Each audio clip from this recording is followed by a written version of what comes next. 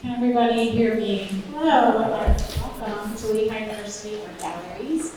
My name is Stacy Brennan, and I am the Curator of Education here for the Art Galleries. Thank you for joining us for our first Art and Dialogue of the spring season, Sacred Journeys, Exploring the Art and Meaning of Pilgrimage.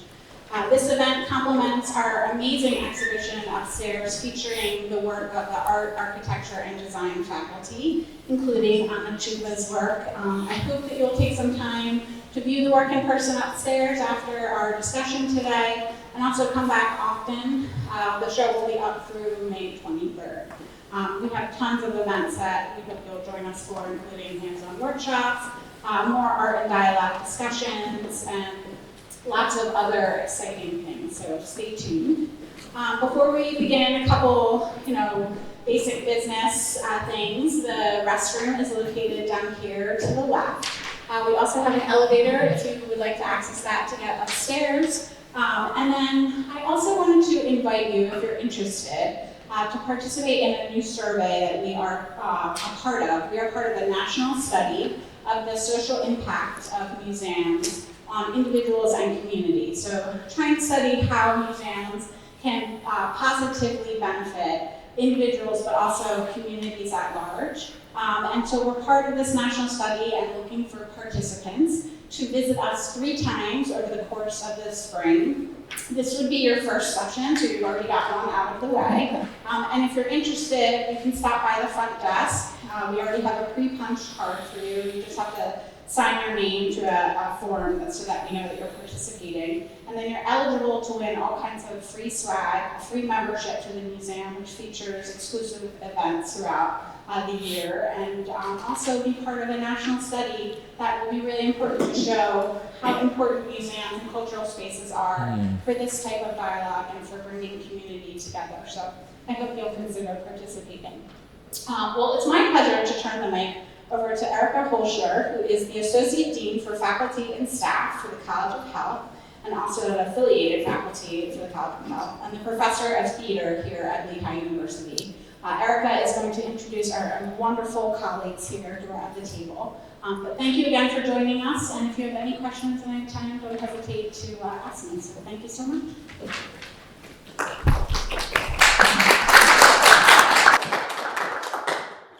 There is a pilgrim that dwells in each of us. It's a part of us that longs to have direct contact with the sacred.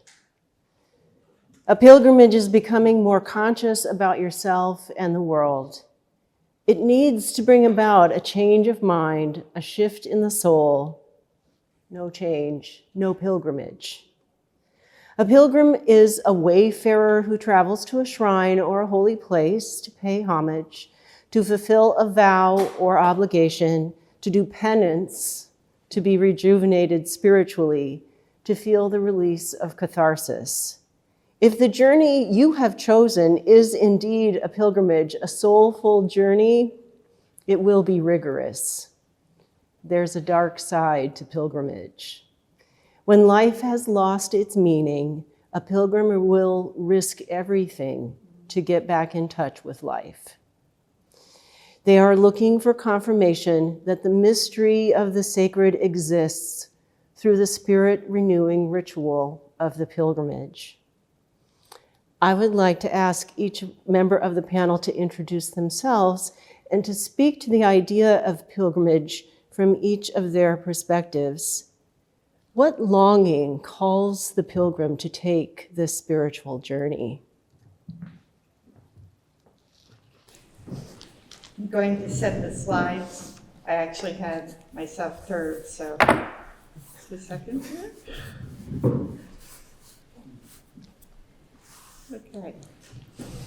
Longing, that is definitely a large part of what pulls me to a pilgrimage, to a space, to an event, time marking. And some of the first places that I went to were just revisiting things that I saw on the roadside. So they could be folk altars. They didn't have any explanation. They just there by the roadside, and memorial most likely.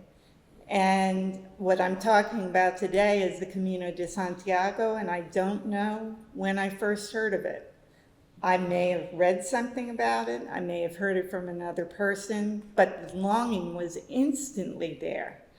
And I didn't have the opportunity until very recently to make that journey. And Santiago is where the Apostle St. James' remains are interred. And it was during the Middle Ages the third most traveled pilgrimage route, and second to Jerusalem and Rome. And so I went on this in 2022 and last summer. And my sons went with me the first time. My sister went with me the second time. They like to call each other pack mules because they carried some of my camera equipment. My camera equipment and my computer were the heaviest things I was carrying on my back. I did have rain gear, but there were other things that just seemed incidental to me. I had to have my computer do my work for putting the photos together, and I had to have my camera. So these are some of the quilts that I have made and some of the photographs on the journey. And I will just spin through them rather quickly. The crosses were ubiquitous on the route, but not everybody who goes is going for religious reasons. Some people go because they've recently experienced death with someone close to them. Sometimes they are themselves lost and just have a need to make a journey. Sometimes it's to make a journey with a family member that the family members want to reconnect in a way that they haven't for many years. So there were a lot of parents and children, there were a lot of siblings that were making this journey for that purpose. They lived far apart, and this was a way to make that journey together.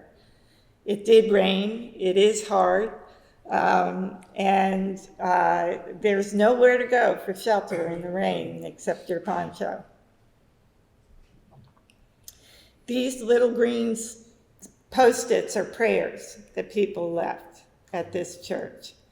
And everywhere that we stopped, there were people's prayers. But sometimes the path was so narrow that you almost had to do 1 foot directly in front of the other toe to get through it. And this is one of my sons here. And then this is the Cruz de Ferro, where you bring a stone from home as a symbol of relieving yourself from burdens. And it's also a symbol of prayer. So some people have prayers wrapped around the stones that they leave, and some people just leave a painted stone. These stones here were painted by my great nephews for my sister to take with her grandchildren.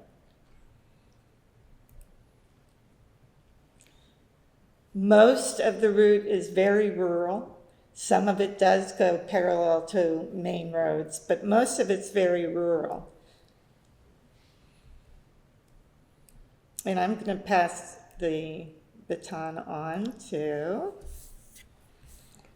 you. Okay. Hi, everybody. I'm Rabbi Steve Nathan. I'm the Director of Jewish Student Life and Associate Chaplain. And it's interesting, when I first was asked about being part of this panel, my initial reaction was, we don't do pilgrimages in Judaism. And as was pointed out to me, it's like, yeah, we do, we just don't call them that. And there's a historical reason for that. So the word for pilgrimage is chag, which is a cognate of the Arabic Hajj. And so it's there were 3 pilgrimage festivals in ancient times. Pesach, or Passover, which is a celebration of the spring harvest. Shavuot, or the Feast of Weeks, which is 7 weeks after Passover. 7 weeks after. That sound familiar to anybody else? Pentecost did not, yeah. So anyway, so it's on the 50th day, just like Pentecost. And then that's the summer harvest. And then the third one is Sukkot, which is the fall harvest, where we dwell in the Sukkot, the little booths or huts. And so they're all tied to the seasons, which is one reason why the Jewish calendar is so weird. It's lunar, but it has to adjust to meet the solar calendar, or else you'd end up with Passover in the fall or the summer, which you can't have the spring festival then. So they were each connected to a season, to a sacrifice, or to an offering. So whether it was bringing an animal to be sacrificed to God, or your first fruits, or the first grain, or things like that. So they were always very much connected, and connected to the temple in Jerusalem, which was the center of Judaism. It was destroyed in 586 by the Babylonians. Then the Jewish people were allowed back in 422 by the Persians, and then it was eventually destroyed and decimated by the Romans in 70. 70 CE, as we would say, as opposed to AD, which is the same thing, CE meaning common era. So since 70, there was no place, you couldn't perform a sacrifice anywhere else. It had to be in Jerusalem, at the temple, done by the high priest. So once that disappeared, the rabbis at the time, the early rabbis and the proto-rabbis, really created a home ritual. So the altar became the table at home. The Shabbat table is called a small sanctuary. The rituals developed that were done at home or in the synagogue for the different festivals. So you can't have a Chag when you can't get where you're supposed to. And even once Jews could get to Jerusalem, the temple no longer existed. It's on the same site as the Dome of the Rock, the mosque now. And so, couldn't rebuild this. So it's still primarily a home-based and synagogue-based religion. But that being said, a lot of Jews do go to Israel as sort of a holy journey, often especially to the Western Wall in Jerusalem, which is the one remaining, not actually wall of the temple, but the retaining wall that was secondary to the temple. And people will go and write prayers and take prayers with them that other people give them to put in between the cracks. And if you go there, that I thought about after the fact, that's a picture I should have had. But I'm sure many of you have seen it. And there are other sites also in Jerusalem, and it is considered a holy journey, but I think because pilgrimage really is tied to the biblical sense of pilgrimage, we really don't use that language. As I was saying, I think the only time I'll see pilgrimage to the Holy Land, if I see that, I know it's either a Christian or an interfaith trip. So I think that's, the idea of pilgrimage, and pilgrimage when you don't have a place to go becomes an internal pilgrimage. So I think that's an interesting way of looking at it. I never really looked at it that way before. But a spiritual journey within or involving the family or involving the synagogue, but not necessarily involving any type of travel or ordeal or anything like that. And even when people do go to Israel, there's no ordeal piece to it except the airport, for anybody who's ever gone. But it really is about going to the place and remembering where people used to make the pilgrimage to in ancient times. I think I'll leave it at that.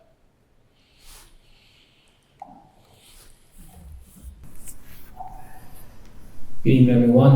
My name is Tariq Amir. I'm the Director of Muslim Student Life here at Lehigh. And so I'm going to focus on the Hajj. And the reason why I say that is because actually there are multiple aspects that can be considered to be a pilgrimage within Islam. However, the Hajj, of course, is being the one that most people are familiar with. And so I had the opportunity to actually go on Hajj myself in 2019, which is actually no small feat, so to speak, because right now I think, and this is with the price dropping, so to speak, is that it costs about $8,000 per person to go to Hajj. So I was actually fortunate enough to have someone send me a text message saying, hey, do you want to go to Hajj this year? So, needless to say, $12,000 later, I was in Hajj. However, the concept of Hajj, and particularly within Islam, is actually something that goes all the way back to Abraham. Like many of the things that are done in the Hajj are actually considered to be imitations of things that were done either by Abraham or his wife, in particular Hagar. And so one of the base elements of the Hajj is that you first have to go into a state of pilgrim sanctity. So in Arabic, we call this ihram, which actually comes from the word that means forbidden or sacred. And part of the reason for that is that when you enter into the state of pilgrim sanctity, there are certain things that you are normally able to do that you're no longer able to do. So for example, if you see on the slide, and just as a quick note, I'm not an artist, as can be told by the pictures, but I used to work in a prison. And so when I went to Hajj, I had no thought of actually taking pictures. So, I wanted my whole focus to be on the pilgrimage. However, I was working in the prison at that time, and an inmate actually came up to me. And he said that, I need you to take a whole bunch of pictures. And I smiled at him and I kind of thought he was joking, but then he became real serious. He's like, no, I need you to take pictures because I may never be able to go. So I have to go to Hajj through you. So that really kind of changed my whole perspective. And so this is actually why you have pictures. If it wasn't for that inmate, I wouldn't have any pictures at all, probably.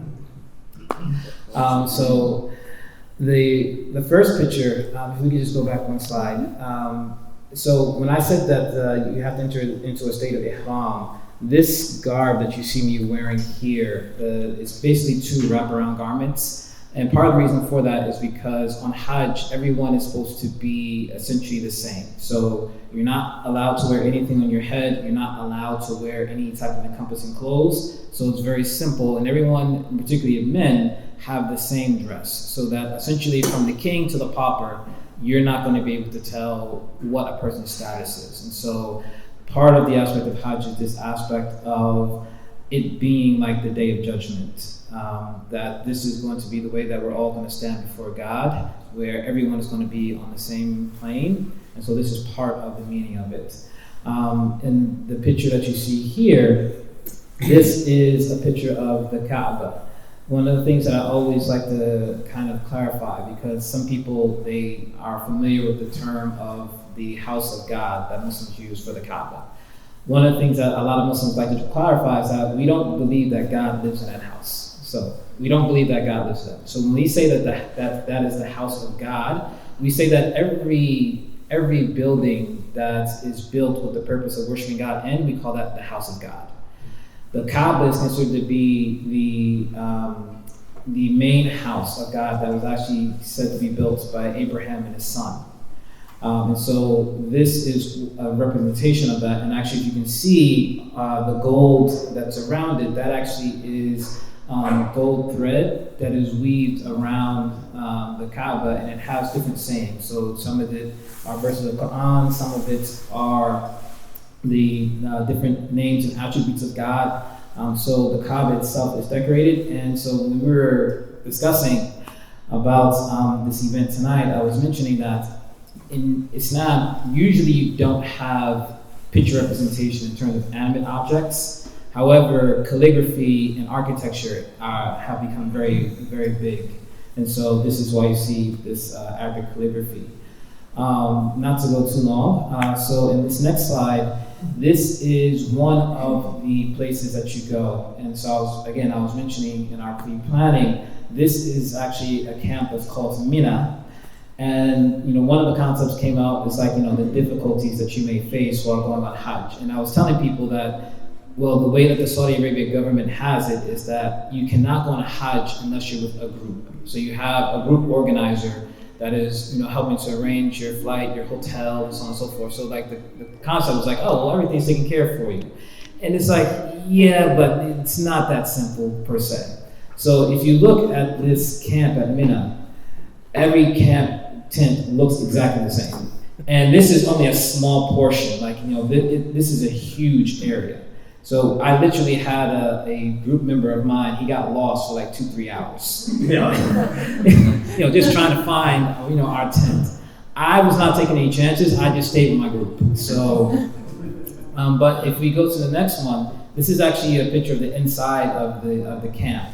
And so as you can see, it's, actually rather simple. And the thing is that this is taking place for the most part over about a 3 or 4 day period. And so the thing is that of the things that you can't do, that you can't use anything that is scented, you can't wear your normal type of clothing, you can't cut or trim your nails. And so like after, 2-3 days, especially like when you're used to, a certain dress or something, so this gets, to be very difficult. Not to mention this is Saudi Arabia, so they try to accommodate people by making it cool. I didn't really find it all that accommodating, but they have misting systems everywhere to kind of have water that can kind of cool you down. However, my issue became that the straps of my sandals, because you can't wear regular shoes, you have to wear sandals. The straps of my sandals, they became very wet. And also my skin on my foot also became soft because of the moisture. And when you have that rubbing against it, yeah, you could only imagine how that turned out. And so if we go to the next picture, and I'm just giving you a high-level overview of some of the aspects of it, but on one of the days, in particular, and I didn't mention this before, but the Hajj actually has to take place during a certain period of time. It's called the Hajj season, but this is based upon, similar to the Jewish tradition that Islam goes on the lunar calendar. However, there is no adjustments made. So depending on how the lunar calendar falls, you can be making Hajj in January, you can be making Hajj in June. This happened to be in August. On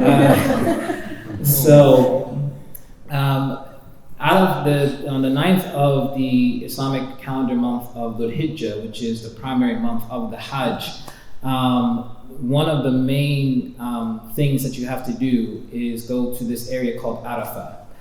The Prophet Muhammad, he actually said Hajj Arafah, that the Hajj is Arafah. So meaning that you have to be there on the day of Arafah or your Hajj is not considered to be valid.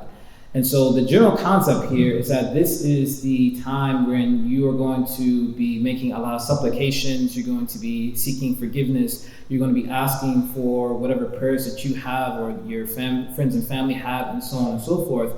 And so when we first got there, you kind of had this in your mind, but the thing is, by the time that you get there, you're so tired that this is why you see like most of the people in my group within the tent that we were in, we're just kind of sitting there and just kind of trying to take it easy, so to speak. However, while we were there, what happened was that at a certain point during the day, it actually started to like pour down rain. And that was actually kind of like a motivating factor that pretty much got everyone out of their tents. So like everyone just came out of their tents and was in the middle of the rain, making prayers. And so it really just became a situation where that was kind of like the water giving life, because again, before that, we were all just kind of in the tent. But once that rain started happening, it really just kind of happened out of nowhere. Like even if you look at the picture that I'm looking at it, like you can see like the sun coming in. So just like all of a sudden the clouds came and the rain came. And so in the next slide there, this is on the left side, this is the area that you have to go to after you leave Arafah. And this is an area called Muzdalifah, and you have to spend the night here for the night. And I was actually, like, if you look at it, like, literally that's where you're at. You're in the middle of just an area. It's not a bed or anything like that. You're literally you're sleeping on the ground. I remember hearing about this prior to going and wondering, like, you know, would I be able to sleep? Because you're really encouraged to try to sleep. And I'm like, how am I going to be able to sleep? You know, just, and even when I got there and I'm looking, I'm like, how am I going to be able to sleep? But lo and behold, I laid down and I went to sleep. Like, you know, I guess you could say one of the blessings of being in this area. And then the next picture that I showed is that actually when we left Muzdalifa, and again, you know, people asking about, you know, were there difficulties? And what happened was that there's so many people who are taking this journey, and again, they're all doing it at the same time, that it got to a point where our bus could not go any further. And so we just had to walk the rest of the way back to the camp of Mina. And that was I don't know how far the walk was, but, you know, the other issue is that you have people within your group that are of all different capacities. So we had some elderly people with us, we had younger people, and so on and so forth. And so you kind of, as the saying goes, you have to go at the pace of the weakest amongst you. So that kind of also, you know, made it a little bit more difficult. And you're also carrying your backpack and things of that nature. So it becomes a little difficult. And then in the next slide, this is actually at the stoning site, which is called the Jamarat. And this is, again, from the story of Abraham, is that it mentions that the devil tried to come and entice Abraham. And Abraham had taken some stones and had stoned the devil. And so this is, again, another reenactment of that. And so you take some of the stones from Muzdalifa and you bring them to stone here. And then in this last slide, I almost didn't want to put this up here because I don't necessarily fully like these pictures per se, but I consider these to be the best pictures of it, is that part of the aspect of kind of the ending of the Hajj is that, again, the Hajj is considered to be a very spiritual and a complete summation of your worship of God. And so essentially it's supposed to be the culmination of all of yourself. So you're expanding yourself financially, physically, spiritually, emotionally. You know, you're going to be tested in just about everything. So I already mentioned that, you know, Hajj is not cheap. And then when I teach Muslims about Hajj, I always tell them, like, look, as much as you can, try to go when you're younger. Because when you go on Hajj, you're going to get sick or injured or both. I came back sick. You know, thankfully I didn't come back injured, but I came back sick. I had what they call the Hajj cough. I came back from Hajj, and then I think, was it the next day or the day after that, I went back to work, like thinking, okay, I'll be okay. And then that next day I called out sick. I was like, I can't. And I had a cough that lasted for about a month. Like, it just would not go away. Other members of my group, I've heard, because we were on a WhatsApp group, you know, some of them ended up going to the hospital. You know, some of them had pneumonia, and so on and so forth. But the aspect of the Hajj is that if you go on Hajj and your Hajj is accepted, when you finish the Hajj, you're said to have come back just the way that your mother gave birth to you, meaning that you're completely removed of sin, that your sins will all be forgiven. And so part of the symbolization of that is the shaving of the head, is that, yeah, one of the last things that because again, I remember I said that, you know, while you're in a state of ihram, you can't cut your hair or your nails, but once you finish all the rites, one of the main aspects of it is to shave the entirety of the head. Now, for women, that they would just only have to cut a few strands, but for men, it's recommended to shave the entirety of the head. Even though they don't necessarily have to, that's what the recommendation is. And again, that is symbolizing the aspect of you starting anew. That's, you know, as it said in the Quran, as it said by the Prophet Muhammad, that every son of Adam makes mistakes, and the best of those who makes mistakes are those who turn to repentance. And the Hajj is like a symbolization of like the culmination of full repentance in all aspects of you. Again, financially, physically, emotionally, you know, I can, you know, tell all types of stories, but for the sake of time, you know, I'm going to leave it there, and I'm going to pass the mic to Lloyd. Thank you. I'm Lloyd Steffen. I'm the university chaplain and a professor of religion, culture, and society, is what we're called. Okay. The question, when this panel was being put together, the question I was kind of curious about was whether pilgrimage has to be religious in some explicit way. There's an issue about whether the idea of a secular pilgrimage is possible. And I think it is, although I have to say that I think even secular, if we've got a secular context for the idea of pilgrimage, it has to do something to reach out of ordinary space and time into something that's transcendent for the pilgrim. So the pictures, I made some notes. I'll just read this one because the things that I associate with pilgrimage are travel or journeying, which can be very external, going to Saudi Arabia, but it can be internal too. We talk about spiritual journeys and things like that, and I think that can be associated with pilgrimage in certain ways. So that's something, there's an idea of transcendence, something about transformation that takes place with people on pilgrimage. Pilgrimage is about identity. It's about reconnecting to the most important values in your life, or responding to crises in your life. It could be a grief crisis, and different kinds of things like that.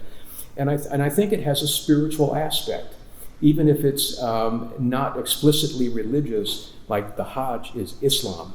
There are spiritual journeys that people take. And to kind of get at this question whether the idea of a secular pilgrimage, throwing in some transcendence with it, I'm saying you've got to do that, is possible. I just picked some pictures that I thought might make my point for me. So this first one is actually the grave of John F. Kennedy.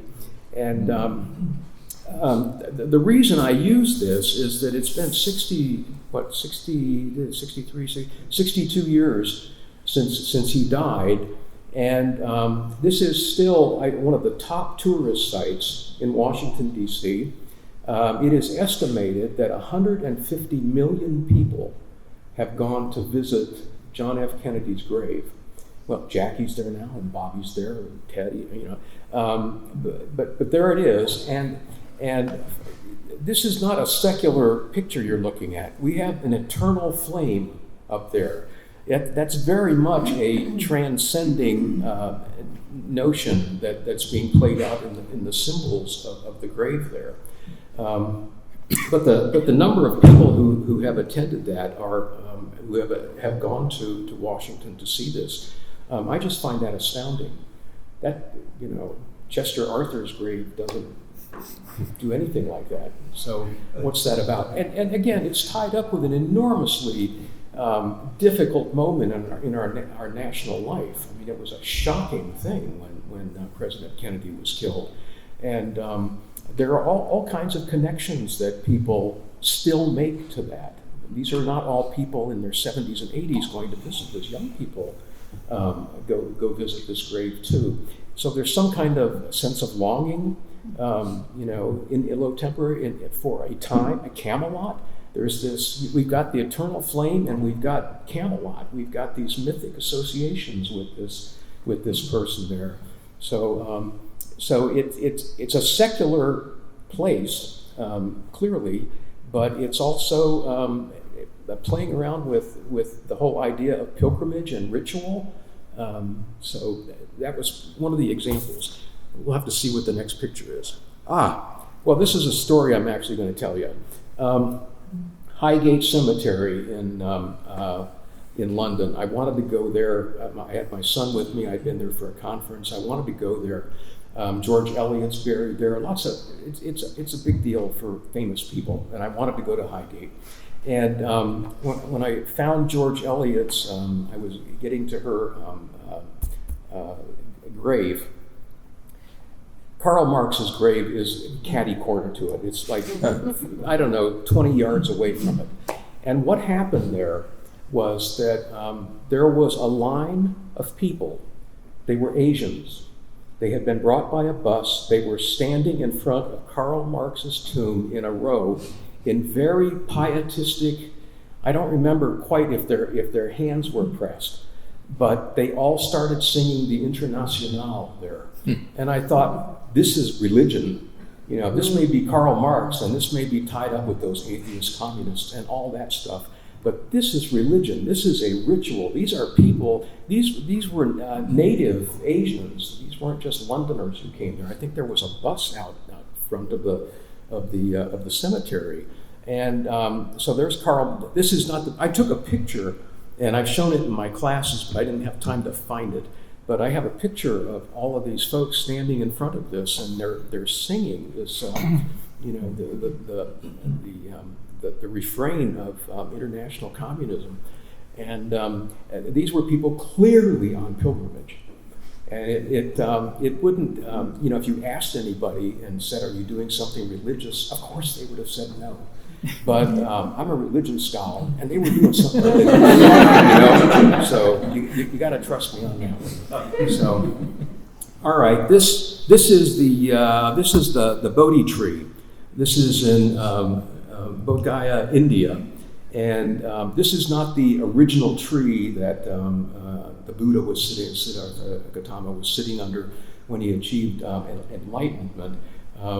But this tree is believed to be a direct descendant of that tree, and it's supposed to be like 1,800 years old. And people, this is the top Buddhist pilgrimage site, and you can read about that. You know, you can do a web scan of it. And you can read, because people leave reports about what they've done. But what pilgrims will do here is wait for a leaf to fall, and they will take a leaf as their remembrance and the memorialization of this moment for them. And let's see, to receive a leaf is to connect to a holy place. Pilgrims are connecting to the Buddha's legacy of peace and wisdom, and to the millions of pilgrims who have come to this site in hope of renewal. And I think that's another part of what pilgrimage is all about too. It's about being there. People can do pilgrimages very much in a solitary way, but they often do them like the Hajj. They will join others. They will join a pilgrimage Christian group to go to, you know, to Israel and things like that. And they share stories. Very important. I mean, the Canterbury Tales is one of our earliest writings in the English language. And it's all about going on a pilgrimage. Those stories that are told in the Canterbury Tales, this is a group of people going to visit the shrine of Thomas of Becket's martyrdom at Canterbury. You know, so this is this idea of telling stories is, I think, a part of pilgrimage too. And the stories are told through artwork, and they're told in different ways. And the Canterbury Tales was a literary way to do that. What else? Okay. Maybe you know people like this, and maybe you are a person like this, but I've known quite a few people in my life who have wanted to go to every national park. And when I hear people talk about this, it strikes me that what they're really doing is going on some kind of a pilgrimage. This is not a tourist thing that people are doing when they make up their minds to go visit the national park. I think they're finding something deeply spiritual in the contrasts between the different parks, and the fact that they can actually go into nature and have these experiences, some of which are really quite transcendent experiences. So this is Yosemite. This is not a picture I took, though I was at Yosemite a couple of years ago. I was actually at a conference in Yosemite National Park and gave a paper there. So that's what I do to go visit places. My life at Lehigh has been finding conferences I'm interested in, and then I go there, and then I go on pilgrimage. Mm-hmm. You know, I actually went to a conference in Hiroshima because I wanted to visit Hiroshima, and the conference was fine, but it was really quite an astounding experience to visit a place like that. So that's that one. Now the next two, these are my last two, but this is Rome and Jerusalem are, of course, the major Christian sites, and the Tomb of the Holy Sepulchre I mean, this really is the source of the Crusades and all kinds of things. But that building that's inside the building is actually supposed to be the tomb of Christ. And my wife and I actually, there's a guy who stands outside of it and he ushers you in. So my wife and I went in and we kneeled down at the thing, and then they ushered us out and they were yelling at us and all kinds of stuff. So, I mean, it's got a touristy flavor to it. I do have to say that. But it's not touristy for the people who are there. It's a really kind of profound experience to go there. And if you go up there are some steps that go up behind. I guess it goes up the other way, but Calvary is there, and you talk about this is a major pilgrimage site for Christians, and there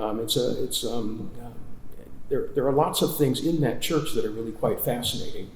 I mean, there's a crack in the earth which is supposed to have been from. I mean, they thought Adam was somehow in down that. There are all kinds of things that go on there, and so all sorts of tales. And I think there's one more picture, and I think this picture, I just pulled this one off the web because this must have been like an Easter event. You see all the candles, everything lighted there.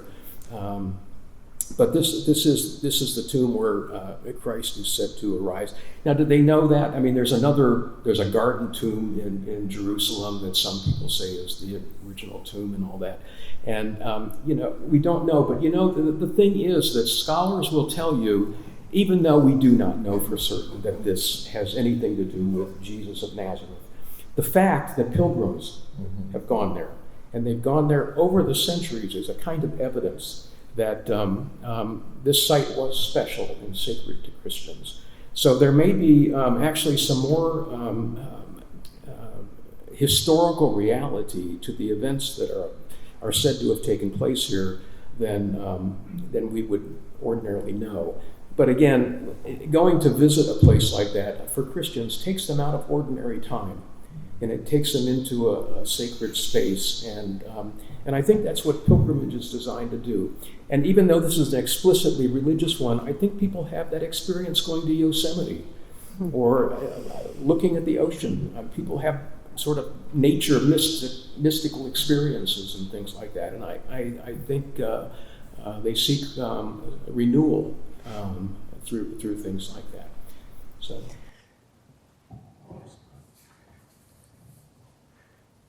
Thank you very much for those insightful answers. I'll ask one more question, and then we'll see if there's questions out here in the auditorium. You've all talked about the sacrifice and the hardship that you made to go on a pilgrimage or to take a sacred journey. And I'm wondering what you got out of it, other than a Hajj cough or the ongoing travails of being in a difficult situation over and over again while you're pursuing, if not a religious admonition, a sacred journey for yourselves. What did you get out of it? And now that you're back, how do you access that experience? Is it through art? Is it through your photographs, your memories? What brings you back to that place now that you're home? Well, what brings me back to that place is the photographs, and also the journal that I kept, talking with my sister who went with me last year, talking with my two sons who went with me the first time, and kind of reliving some of the experiences together. And that gets brought forward in a number of ways. Hardship, recalling the hardship, recalling some of the mishaps, many of them my own fault, but they still happened. I reserved a hotel in Linares.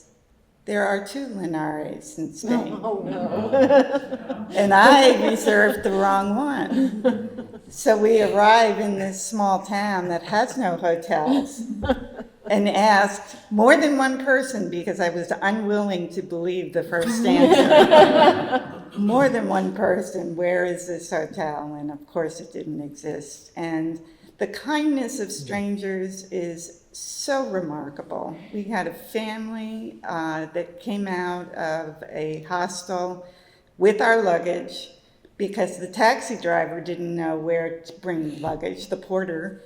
There was no hotel there. So we just dumped the luggage in the only place where pilgrims were staying. So they came out with our luggage, and the two daughters who are learning to be bilingual were our translators. And we did our best in broken Spanish and they in broken English to communicate. But they found us a taxi to take us to another place to stay since that place was full. Those mishaps are refreshed every time we retell the story. And every time I also, a major mishap, and I did it twice, was that my phone maps didn't work. And I only discovered very recently why. And it was stateside that the switch was turned off and we did not have access to any kind of electronic map or any kind of GPS. We just had to follow the yellow arrows like the pilgrims have done for hundreds of years. And I had to deal with paper maps again. Who would have thought?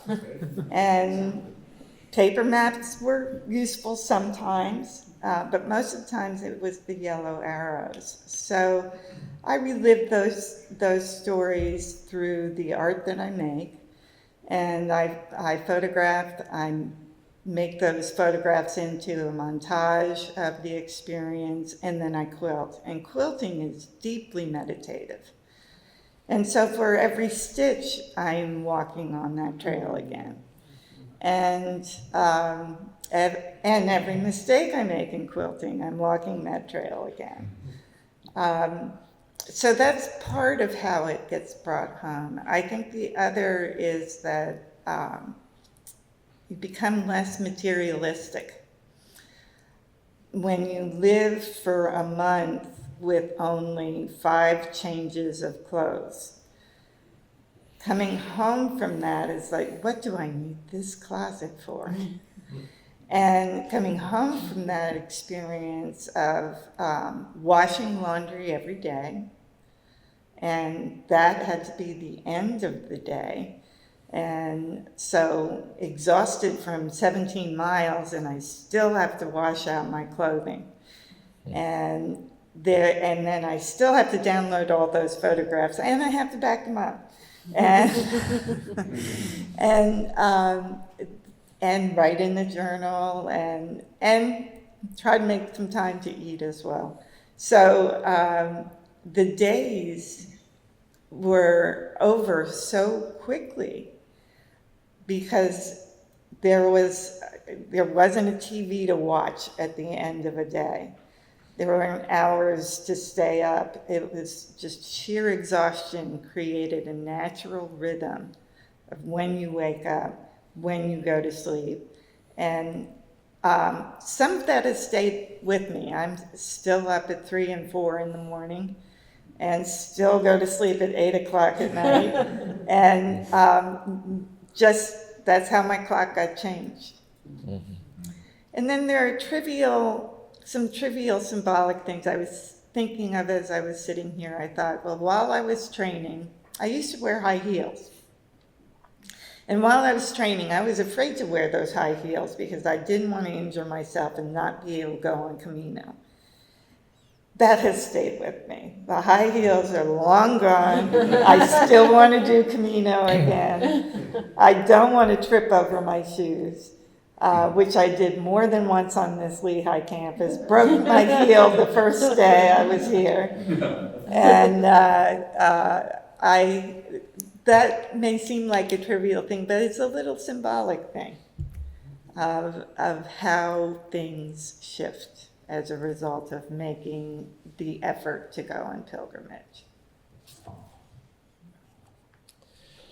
So again, if the idea is having that there's some sort of not travail. What was the word you used? Hardships and sacrifices. Sacrifice. I mean, it's interesting. I'm thinking of sort of the closest thing that in Judaism is sort of the ritual around Yom Kippur, which is, again, we're talking about a ritual that takes place wherever you are, where you are supposed to, not eat or abstain from everything during that day. It's traditional to wear white.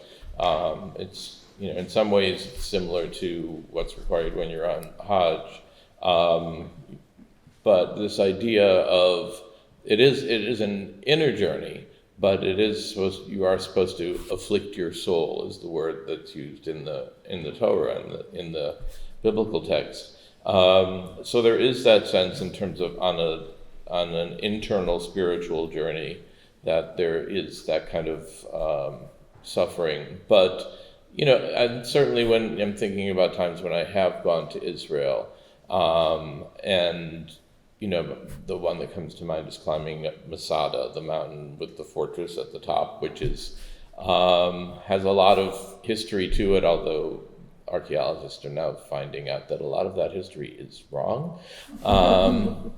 But we won't go. But you know what? That doesn't matter. Just like it doesn't matter if is Jesus buried there or is it Jesus buried in the garden tomb? It's about what the site holds for the people who go there. So certainly there is that sense of pilgrimage of when you climb up that mountain at sunrise, which I couldn't do anymore, but and you get up there and you feel like this connection to history and to tradition. Also going to the Western Wall, but even for that, I have. That's a pilgrimage that to me is very mixed these days because it's sort of controlled by the ultra-Orthodox establishment, for lack of a better term. So it basically is an ultra-Orthodox synagogue, which is not where I would normally go. So I go there and I feel like there is meaning and there's connection to history, and yet I don't feel that same spiritual sense because of the reality of what's happening there now. So it's that, in some ways that is a form of suffering because I'm there, but I'm not really there. I'll just leave it at that. So as I was thinking of the answer to the question, one of the first things that I can possibly say is intense gratitude, because like I said, when I went on Hajj, the group package that I was going with, that was about $12,000, and there was no way in the world I was going to be able to afford that. And in Islam, it's recommended that you make your intention to go to Hajj every year, whether you feel that you can actually accomplish it or not.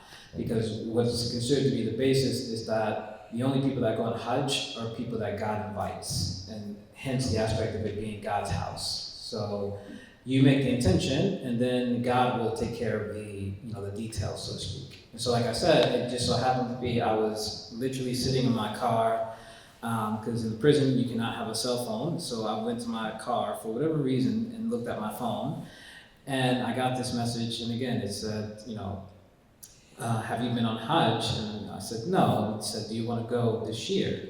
And I said, of course, And then I was told, I know someone that would be willing to sponsor you to go on Hajj. So that was because again, that would mean that someone is writing a check for $12,000. I pretty much know who it is, but they said that, they wanted it to be anonymous. So, that's one of the first aspects. And then extending that aspect of gratitude is that I haven't necessarily been quote unquote religious all of my life. I've always been Muslim. However, I've gone through different phases where I wasn't as religious and so on and so forth. So one of the things that I always think about is that how can someone like me be afforded all these different opportunities? I'm the only person in my family who's been to multiple Muslim countries. I'm the only one in my family who's studied Islam more formally in certain places that are very difficult to get to now. a good chunk of my studies was in a small city in Yemen, and you could just imagine the difficulty in even going to Yemen, and so on and so forth. So being in these places where previous prophets have walked, and other righteous people that you read about in books, being in that space, that was great, as far as all the sacrifice that you have to go through, and connecting it, as I said before, the basic aspect of the Hajj is that it's a reenactment of the story of Abraham. So connecting, so like you hear about the story of Hagar, and you hear about the story of Abraham, and I was like, this is the area that actually took place. This is like, I was actually disappointed they call it the Haram, the sacred precinct, and that's the full area that the Kaaba is in. I was actually upset when I got there because like the whole thing is covered in marble. And you would think a person, it's like covered in marble, and also it's air conditioned. Like they have like coolers underneath, so like you can stay cool and so, because you're walking barefoot around it and so on and so forth. And I was actually upset. I was actually disappointed because I was thinking to myself, like, I want to actually touch the soil that the prophets have walked on. Like, I want to have that full experience. But some things you just appreciate, the blessings that you have. But then from a more practical standpoint, in terms of lessons or things that you take away, is that now when I talk to people, because I teach Islamic law at times, so if I teach Islamic law and I talk about Hajj and these type of things, I have that firsthand experience. So like I can even tell people practically, okay, do this, don't do this, when you go here, do this, and so like now it's not theoretical anymore. It's like I actually had this experience. This is how you make this journey as easy as possible. And and again, I realized the wisdom in Hajj only being required once in a person's lifetime. And like I always say, like the only other time I actually want to go back on Hajj is to take my wife, and that's about it. But the other aspect is that you can always make what's called Umrah, which is a lesser pilgrimage, which can be done at any time of the year. And it's much less, it's not as intensive. Like you can do a Umrah in about an hour or so, depending how quickly you can walk and run, but more or less an hour. Whereas, like I said before, Hajj is a number of days.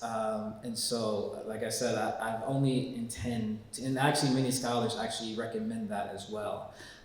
They recommend not making the Hajj on a regular basis. And the reason why they recommend that is because by making Hajj something that you do on a regular basis, it loses the sanctity of the area. Because that first time that you're standing in front of the Kaaba, there's a feeling that you really can't describe. That first time running between the valleys of Safa and Marwa and so on and so forth, there's an experience that, there's always something about that first time. Just like a quick side note, I remember my wife was pregnant with my first son. Someone who was a student of mine, he had said to me, he's like, there's always something special about the first one. He said, it's not as if you love your other children any less, but it's like always something special about the first one. Because they're taking you from a state where it's like, I'm not a parent to like, oh my God, like I'm actually having a kid. So it's like always something. And so the whole aspect is that if you constantly are going to Hajj, you're going to lose that reverence. So like the first time it's like, oh my God, I'm on Hajj. The second time it's like, okay, great, the Kaaba, but let me go to the shop over here. Let me see if I can. And I missed that last time. And so like they actually encourage that you don't necessarily, so that you can keep that reverence for the space and the journey. So that's why I said, I only want to go one other time, and that's to take my wife, and then, that'd be sufficient for me. But, those are some of the lessons that I took from my journey. You make your worst mistakes with the first kid. I did get sick as the result of a trip I took. Again, I was in Warsaw to deliver a paper, and anyways, a friend of mine and his wife arranged for us to go to Auschwitz, and we did that, and that was quite an experience. But coming back, we stopped in Krakow, and we got caught in some really cold and nasty weather there, and I wound up getting sick from that. So by the time I got home from that trip, I was really quite ill from all that.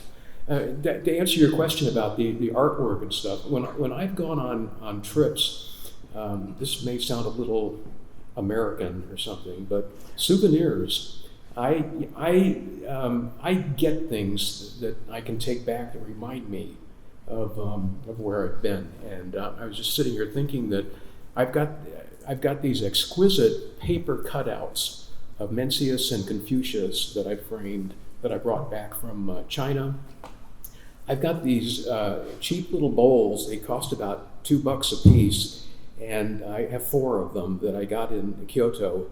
After visiting the Buddhist temple there and stuff, and a friend of mine who was with me, he knew where this place was to go find these things, and I got them, and that was probably 15 years ago. And they're up in my cupboard, and they're used almost every day. I've gotten fabrics that I've hung up in the house, I've got olive wood salad forks and things like that from Israel, and I see these things every day, and it kind of brings it all back. So it's kind of an interesting experience to do that.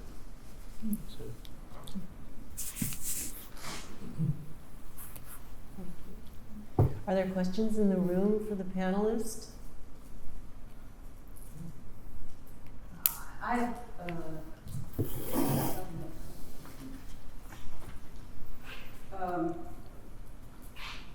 guess it's a comment to the rabbi and the Orthodox Jewish. Where did you go to Masada? Well, it depends. In Masada or to the Western Wall is where I was talking about specifically So you about. went to Masada is taken over by. No, that's the Western Wall. Oh. Yeah. Oh, sorry. And my only observation, it was way after you said that, but I thought long and hard about that, and about the fact that you're all deeming, you're all investing the presence or history of the divine making a presence. I would just tell you that I don't believe any religion, denomination, or organization can co-opt that presence. Mm-hmm. So even if it is regulated by somebody else, Mm-hmm. that will not stop the divine. Sure. And the other thing I wondered is if pilgrimage becomes like a metaphor for how we live. I mean, it's special, but I was thinking how wonderful it is, to live in that speciality. And if nothing else, to be open to that presence, when you go on a trip, so you sensed it when you went to when you go to a national park, you sense it. So if you remain open, doesn't matter who's collecting the change at the gate, I really the power of the divine. Pilgrim's Progress. John Bunyan, the whole life is a pilgrimage. It's a trip. But this was great. Thank you so much. Thank each of you very much for sharing. These are inspirational stories. Best wishes on your continued pilgrimage. Anyone else? Yes. I'm Tommy Anderson. I was just wondering about the modern era. So this pilgrimage to Mecca was something that you've been thinking about, dreaming about your whole life.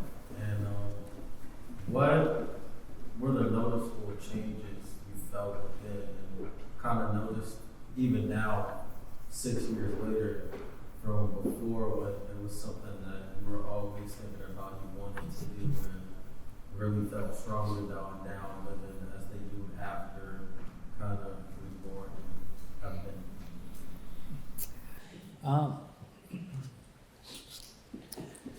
So,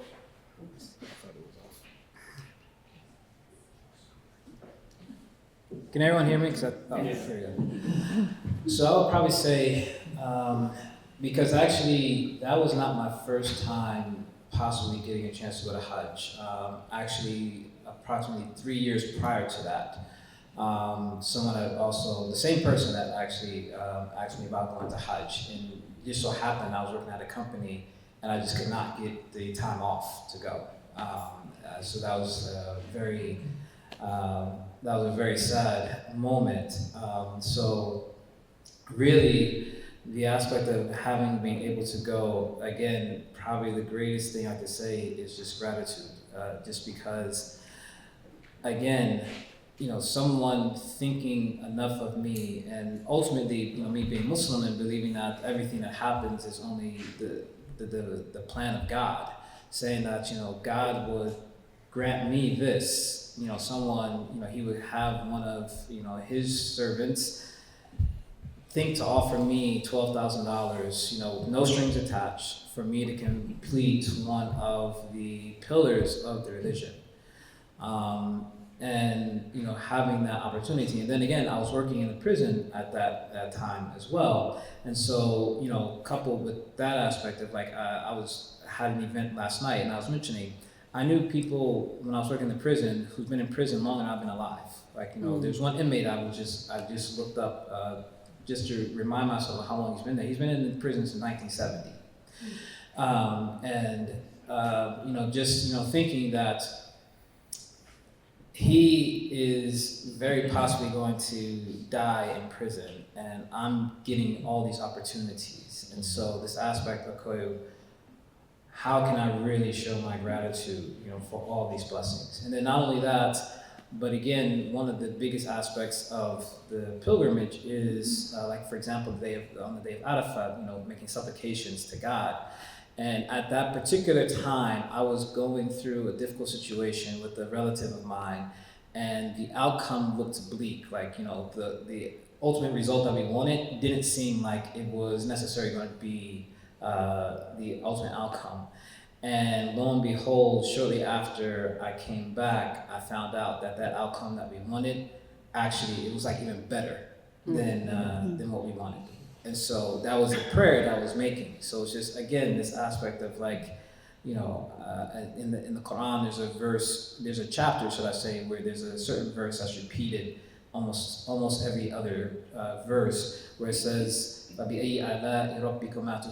was actually just reading this, I think this morning, I was actually just reading this. But the verse says, "And which of the favors of your Lord will you deny?" And so this aspect of, again, gratitude just keeps coming back, because that whole trip, for the most part, just reminded me of that, is that, none of this, was I able to do on my own.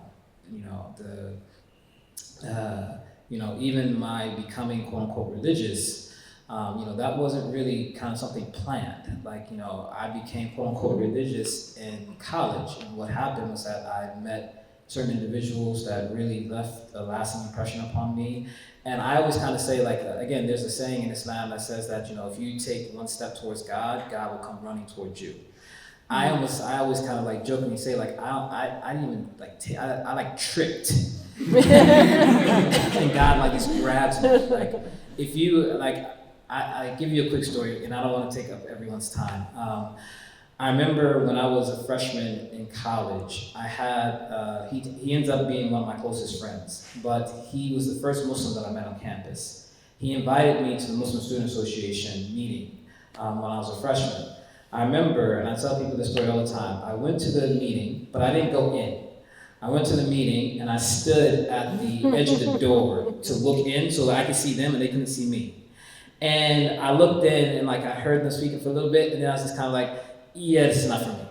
And I never went back for at least another 2 years. If you would have told me my freshman year in college that I would eventually become the president of the Muslim Student Association, and that after I graduated, I would be looking to try to convince my parents to let me go and study in the middle of the desert in Yemen, and that eventually I would, be at a spiritual gathering in Dubai, and that I would be able to go on Hajj in 2019, right before COVID. That would have been like, what are you talking about? I'm just trying to, get to these 4 years. And so, so again, it's just this aspect of, gratitude that none of this was, by my design, so to speak. I hope that helps to answer the question. Some pilgrims travel to break away from the habits of home, to follow in the footsteps of previous pilgrims, for adventure, to tap into memories and a deep sense of self, or to deal with loss and disappointment and fear. If there's anyone who's experiencing those things and feels the urge to pilgrimage, what advice would you have for them? Go.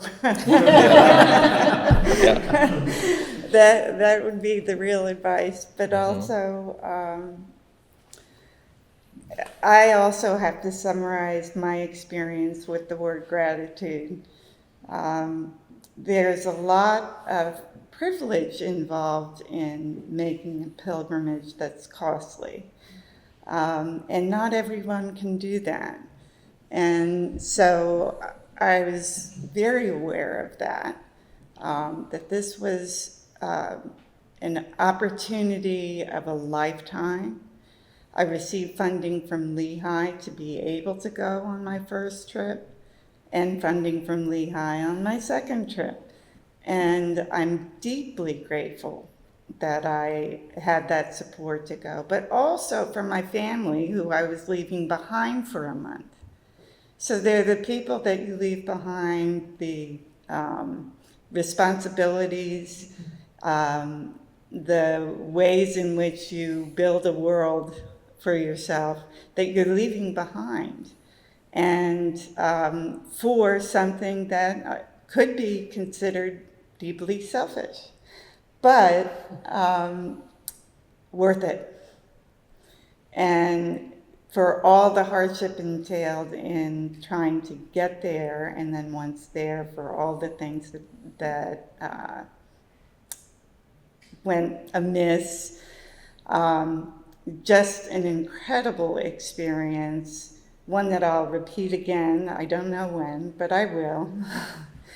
And the last thing is accept joy where it comes, because it comes in such unusual ways on a pilgrimage. I'm not a pet person. We have no pets. But there was this dog that was leading the cows through the path, and I photographed that dog the first time I was there. When I saw that dog the second time I was there, I was so joyful. It was just such a joyful feeling. There's that dog! And he's in the same place where I just finished climbing the mountain. And it was something that totally unexpected. Not something I was seeking. I wasn't looking for that dog again, but there it was. And so there's these little signposts along the way. There are these moments that are just joyful. If I see a 4-leaf clover, that brings the joy back. My oldest son is an elite athlete. I was way too slow for him. And he would get ahead of me and then stop and wait and look for 4-leaf clovers while he waited. And he always had a handful, and he passed them out to the other pilgrims. And some of them didn't know what the symbolism is, because that's a cultural thing. And he would explain what a 4-leaf clover is. And now they're genetic, by the way. They if you find one in this plant, it'll be there the next time it grows. And so he would tell that story. So that brings me joy as well. So I would also say just go, but also acknowledging the privilege. So I'm thinking it doesn't have to be this huge pilgrimage that's a burden. It can also be like, what are the shorter ones? Ones that you could have your own version of that. It can be something shorter. It can be something close to home. It can be internal. It doesn't have to be like, oh, if I can't do that, then I can't do anything. There are all these different opportunities that I think are afforded to all of us. And even that, for some people, it's still privilege. So I think it's important to have gratitude, whatever type of journey we're going on. My advice would, I'll give you the short advice that a friend of mine gave me, is that expect things to go wrong. I agree. I don't want to repeat what everyone says, so yes, I'll tell them to go, but just expect things to go wrong. That, I don't care how well you planned it, I don't care how many details, you cross your T's, you dot your I's, just expect things to go wrong. And just appreciate the moment. Like, when it does go wrong, just, as they say, roll with the punches. Because you can get caught up in the details of, oh, we were supposed to do this, or like we weren't supposed to do it, and that can really take you out of the experience. One of the things that happened is that, our bus got lost for a good 2 hours because, and then we lost half of our group. And so it was like, we didn't even know if we were going to be able to find them again. So, but, we just said, okay, this is what it is. We'll just, enjoy each other's company. And so, just expect something to go wrong. Well, I would also say go, and I would add, if it's possible, to take someone along you really like, do that. I think these, you go on these different adventures, I think, knowing that you're seeking an experience of some kind, but you don't know what it's going to be. And sometimes having another person there really makes a big difference in how you interpret what's going on, because you sometimes don't even know what it is you're experiencing. So that would be my advice on that.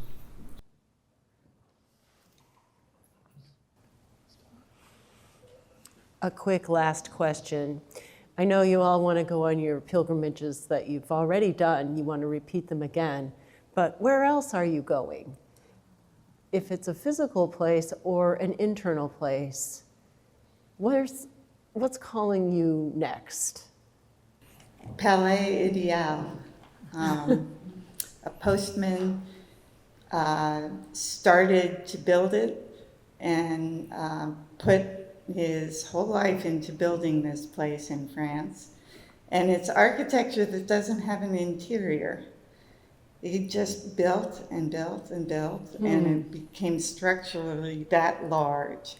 And it has fascinated me ever since the first art history class I saw this in. And I felt the longing to go and see it. I don't know if I consider it a pilgrimage per se, but there are so many places in the world that I've wanted to go to. But I'm thinking of when I went to Italy a few years ago. That was a pilgrimage of food, which for me is very spiritual. Anyone who knows me knows that. But also of music. I went to La Scala, the opera house in Milan, and as an opera lover, that was very much a pilgrimage for me. I'm not sure where else I want to go at this moment, but yeah. Okay, I have to make this quick. I can give you a whole list. Like I said, in Islam, the Hajj is the main pilgrimage, but there are other places. But I probably wouldn't, if I were to narrow it down to two, outside of Mecca, because that's already been discussed, I would probably say Amman, Jordan, because my spiritual teacher is there. So I've always wanted to go there, but I've never had the opportunity. And then also I would love to go to Palestine because of the significance that it has within the Islamic tradition. So those would probably be like the two at the top of my list. I'd like to go back to Florence. I haven't been to Florence since I was in college. I've been to Italy several times, but not back to Florence. That's where I'd like to go. That's sort of where I'd like to go when I die. I actually just thought of one place. I think in terms of connecting to my ancestors, going to Eastern Europe, to it's now part of Slovakia, that my mother's family came from. I really don't know much about where my father's family came from. But also that would include going to Auschwitz, because that's probably where most of them died. The ones who didn't make it to the States ahead of time. So I think that to me, that would be a pilgrimage. A pilgrimage is a spirit-renewing ritual. It's a powerful metaphor for any journey with the purpose of finding something that matters deeply to the traveler. With a deepening of focus, keen preparation, attention to the path beneath our feet, and respect for the destination at hand, it's possible to transform even the most ordinary trip into a sacred journey, a pilgrimage. Please join me in thanking our panelists today.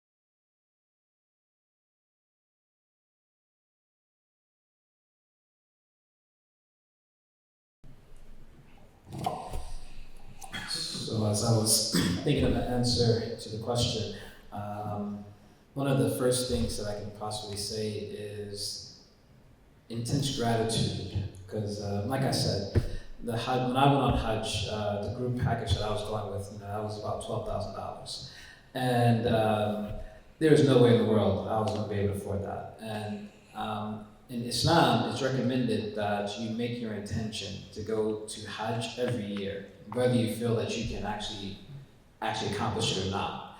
Because what's considered to be the basis is that the only people that go on Hajj are people that God invites, and hence the aspect of it being God's house. So you make the intention, and then God will take care of the details, so to speak. And so, like I said, it just so happened to be I was literally sitting in my car, because in prison you cannot have a cell phone. So I went to my car for whatever reason and looked at my phone, and I got this message. And again, it said, have you been on Hajj? And I said, no. And it said, do you want to go this year?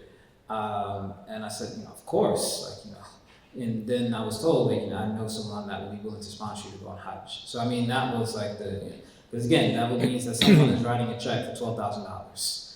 I pretty much know who it is, but they said that, they wanted it to be anonymous. So, that's one of the first aspects. And then extending that aspect of gratitude is that I haven't necessarily been quote unquote religious all of my life. I've always been Muslim. However, I've gone through different phases where I wasn't as religious and so on and so forth. So one of the things that I always think about is that how can someone like me be afforded all these different opportunities? I'm the only person in my family who's been to multiple Muslim countries. I'm the only one in my family who's studied Islam more formally in certain places that are very difficult to get to now. A good chunk of my studies was in a small city in Yemen, and you could just imagine the difficulty in even going to Yemen, and so on and so forth. So being in these places where previous prophets have walked, and other righteous people that you read about in books, being in that space, that was great. As far as all the sacrifice that you have to go through, and connecting it, as I said before, the basic aspect of the Hajj is that it's a reenactment of the story of Abraham. So connecting, so you hear about the story of Hagar, and you hear about the story of Abraham, and I was like, this is the area that actually took place. This is I was actually disappointed they call it the Haram, the sacred precinct, and that's the full area that the Kaaba is in. I was actually upset when I got there because the whole thing is covered in marble. And you would think a person, and it's covered in marble, and also it's air conditioned. They have coolers underneath, so you can stay cool and so, because you're walking barefoot around it and so on and so forth. And I was actually upset. I was actually disappointed because I was thinking to myself, I want to actually touch the soil that the prophets have walked on. I want to have that full experience. But some things you just appreciate, the blessings that you have. But then from a more practical standpoint, in terms of lessons or things that you take away, is that now when I talk to people, because I teach Islamic law at times, so if I teach Islamic law and I talk about Hajj and these type of things, I have that firsthand experience. So I can even tell people practically, okay, do this, don't do this. When you go here, do this, and so now it's not theoretical anymore. It's I actually had this experience. This is how you make this journey as easy as possible. And and again, I realized the wisdom in Hajj only being required once in a person's lifetime. And I always say, the only other time I actually want to go back on Hajj is to take my wife, and that's about it. But the other aspect is that you can always make what's called Umrah, which is a lesser pilgrimage, which can be done at any time of the year. And it's much less, it's not as intensive. You can do an Umrah in about an hour or so, depending how quickly you can walk and run, but more or less an hour. Whereas, like I said before, Hajj is a number of days. And so, like I said, I've only intend to, and actually many scholars actually recommend that as well. They recommend not making the Hajj on a regular basis. And the reason why they recommend that is because by making Hajj something that you do on a regular basis, it loses the sanctity of the area. Because like, that first time that you're standing in front of the Kaaba, like, there's a feeling that you really can't describe. That first time running between the valleys of Safa and Marwa and so on and so forth, there's an experience that, like, there's always something about that first time. Just like a quick side note, I remember my wife was pregnant with my first son. Someone who was a student of mine, he had said to me, he's like, there's always something special about the first one.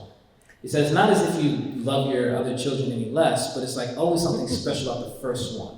Because they're taking you from a state where it's like, I'm not a parent to like, oh my God, like I'm actually having a kid. So it's like always something. And so the whole aspect is that if you constantly are going to Hajj, you're going to lose that reverence. So like the first time it's like, oh my God, I'm on Hajj. The second time it's like, okay, great, the Kaaba, but let me go to the shop over here. Let me see if I can. And I missed that last time. And so like they actually encourage that you don't necessarily, so that you can keep that reverence for the space and the journey. So that's why I said, I only want to go one other time, and that's to take my wife, and then, that'd be sufficient for me. But, those are some of the lessons that I took from my journey. You make your worst mistakes with the first kid. I did get sick as the result of a trip I took.